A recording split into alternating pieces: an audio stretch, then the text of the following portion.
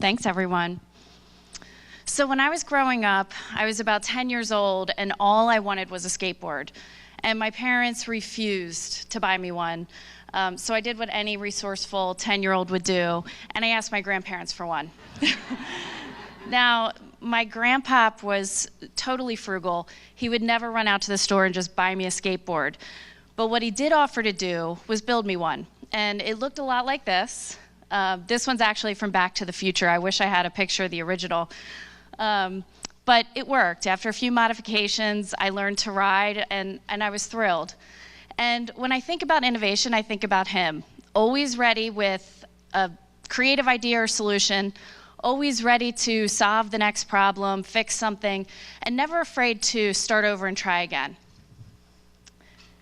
So I want to take a moment and talk about what innovation is not.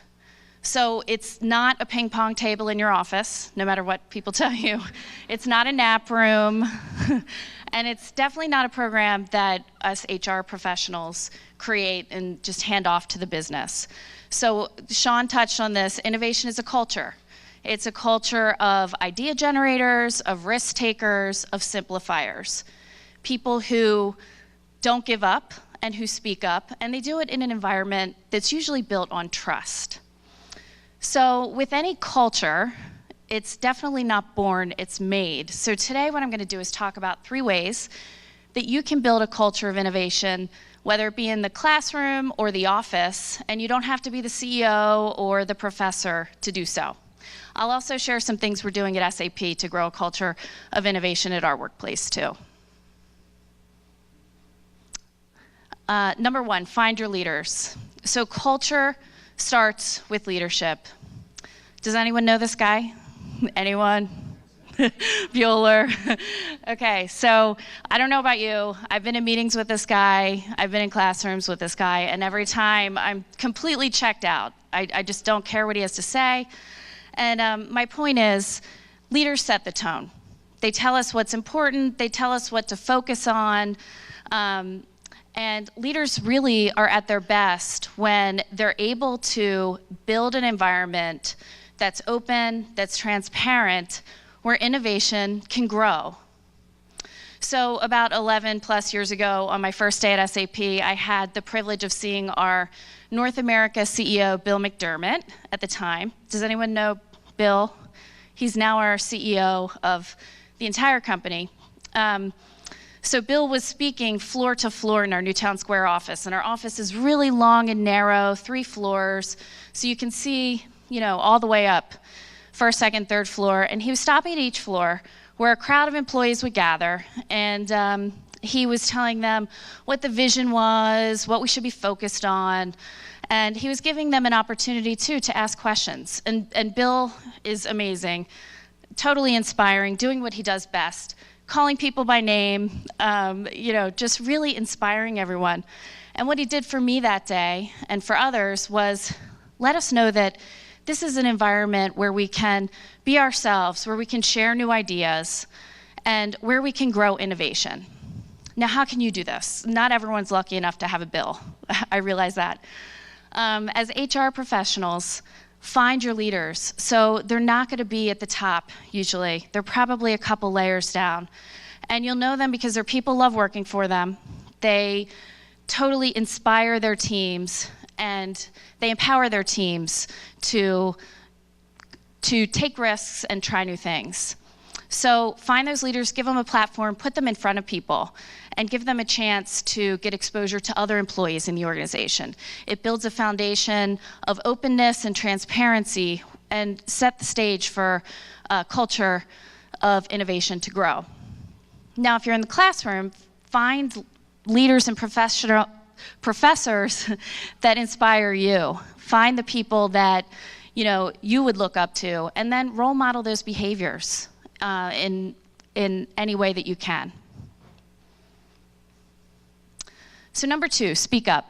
So this is from Toy Story 2, and Toy Story 2 is a Pixar film, and Pixar prides themselves on being a totally innovative company. They typically take 5 years to make each film, and when they were about 4 years and 3 months into the process with Toy Story 2, They sat in the screening room, and it was over, and someone raised their hand and said, "That was terrible." So everyone looked around and said, "Okay, now what?" And what they did was they pulled together employees across the organization, got them in a room for a weekend, and totally rewrote the story for Toy Story 2. And they, in 9 months, also reanimated and reproduced the entire film. And it paid off because Toy Story 2 was Academy Award nominated, one of the few sequels that actually does better than the original film.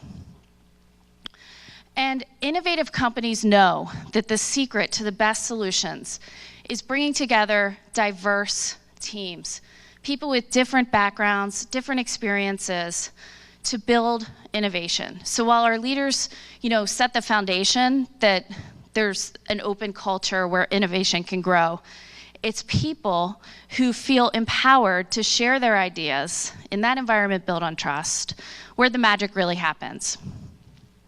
So a few years ago at SAP, we were taking a look at our values on our website, and they didn't really reflect who we were as a company. So we said, okay, let's think about this. We ended up having a bunch of focus groups across the organization where we were bringing employees together, every level, every role within the company, and we asked them to define, what are our values? What are the behaviors that make us uniquely SAP? And we took the themes out of those focus groups and built our 5 behaviors that we call how we run at SAP. So, for example, one is we build bridges, not silos. We tell it like it is. And what we noticed after we announced those to the company is, and you still see people and hear people all the time referring to these in the day-to-day language, in meetings, at the water cooler. And it's because it was authentic employee voice that we heard and we used to name those values. Now, how can you encourage people to speak up and use their voice, whether you're in the classroom or even at your workplace? So have you ever been in a meeting or in a group project where there's someone quiet in the corner, not really saying much? Usually those are the folks with the best ideas, and they just may be hesitant to share. So call them out. Hire people that are different than you. It's hard to do, but you have to push yourself outside of your comfort zone. And also ask for feedback from people who you normally wouldn't get feedback from. That's where the innovation is going to come from. It's those multiple ideas from multiple experiences. Number 3, be fearless. And I like this was kind of referenced in the video we saw earlier. But on my first day at the University of Delaware, I stepped into a lecture hall with about 350 people, and coming from a high school with 50 people in the graduating class, it was a little overwhelming, but it was awesome. There was music playing, the professor was totally engaging and cool, and then I failed my first exam. And I took a walk to my professor's office, and I think he had 2 options in that moment. He could have told me to study harder and send me on my way, or he could have done what he did for me, and he got me back up. He taught me that failure was a learning experience for me and an opportunity. It was an opportunity to change my study habits. Maybe I should not skip a class on a Friday, all those things. So this same rule applies in the office. When we're talking about innovation and wanting to grow innovation, you've got to take risks. And with risks, there's going to be failures. And we have to embrace failure and see it as an opportunity and a learning experience. Now, one way you can do this is to have your leaders be role models for the behaviors that you want to drive in your organization. So one way we're doing that at SAP is highlighting, spotlighting, telling stories of our leaders in our social channels. We call it the Authentic Leadership Campaign, where we're getting them to share a time that they failed, a time that they tried something new and it didn't work out. It not only makes them more authentic, but it also tells employees that it's okay to take a risk, it's okay to fail. So that's easy to do at your organizations. And if you're a student, Get out of your comfort zone and try something new. Take an internship that you wouldn't expect. And that's how we learn and that's how we grow. So we talked about today 3 things: finding your leaders, speaking up, being fearless. But if there's one thing I want to leave you all with today, it's, especially for the students we have with us, don't let your last grade or your years of work experience define your value or your worth. We all have unique experiences that we bring to the table. We all have a perspective to share. And you've got to be bold, and you've got to be yourself. And maybe you will inspire someone with your innovative thinking, just like my grandpop did for me. Thank you.